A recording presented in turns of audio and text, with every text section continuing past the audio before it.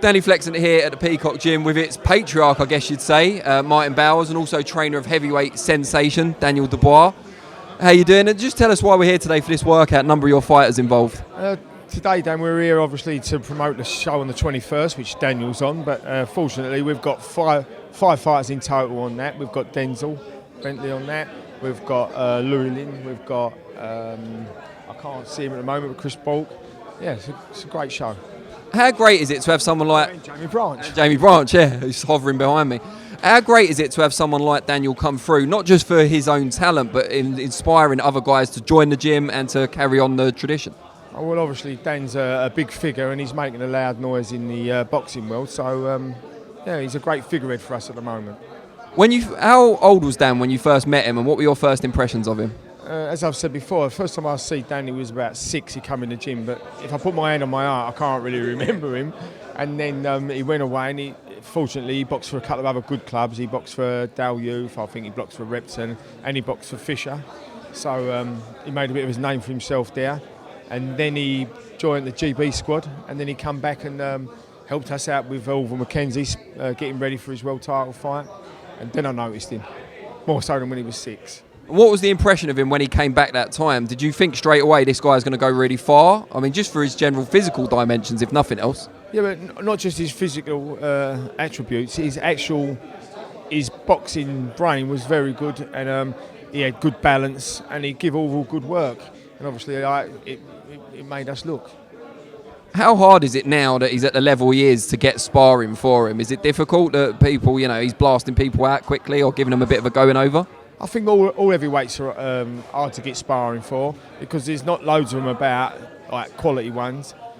We've been really fortunate. Frank's allowed us like a pot of money to use and spend. I've got to say that. Cheers, Frank. Oh, cheers, Frank, because I want to keep that going. We've been able to fly sparring partners in and put them up, and it's really working well. And so we're getting the best quality sparring we can get for the opponent at that point. I'd imagine at this stage, a few weeks before, you probably know a lot more about Fujimoto than Daniel does. What can you tell us about him? To be fair, I only know what everyone else knows. I've watched him on the internet and I've looked at him, and we've got a few ideas what we think we're going to get, and we're working on that.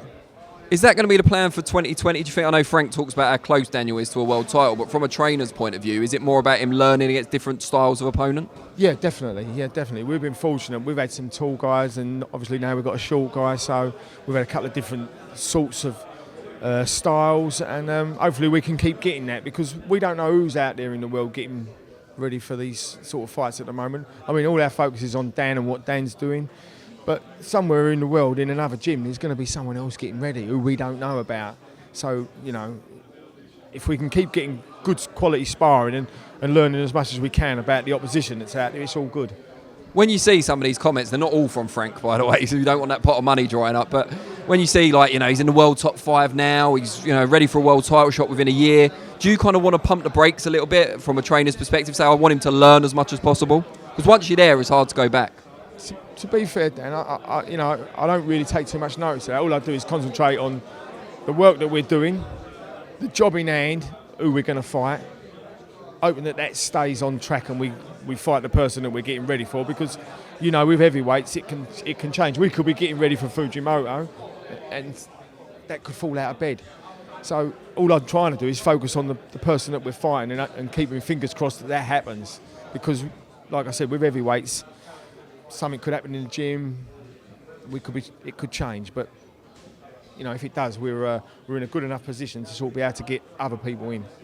Hypothetically, if a world title shot was offered, say next summer, for example, it seems a bit early to me, but if it was there and it was a good opportunity, would you have a reluctance to send him in, or would you feel confident in him?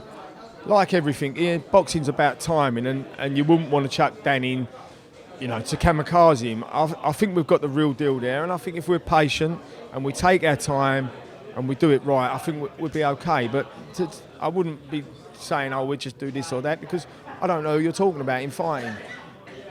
On a personal level, how easy is it to kind of get close to Dan? Because when I've interviewed him and stuff, and maybe it's just me, obviously, but he seems like a bit of a closed book. How easy is it for you as his mentor, if you like, to get close to him?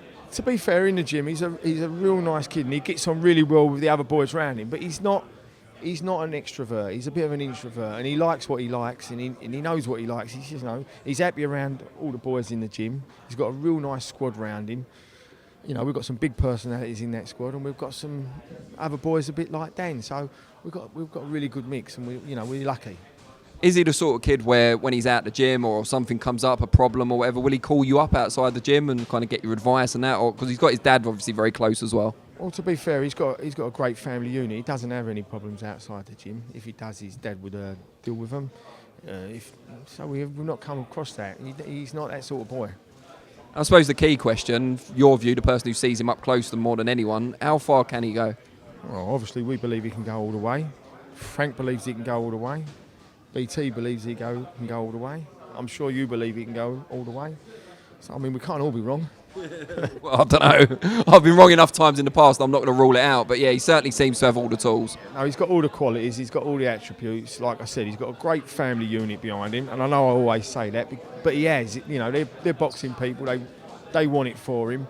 There's no hurdles at home. He's got no hurdles here. He's got everything going for him. Like I said, he's getting the best sparring he could possibly get. He's getting. At the moment, I can't fault it. But listen, things change and things move as we go along. We'll find out what the bogeys are, and hopefully we'll iron them out. But until them points come up, sometimes you don't always see them until they come up. But we're working on whatever we can.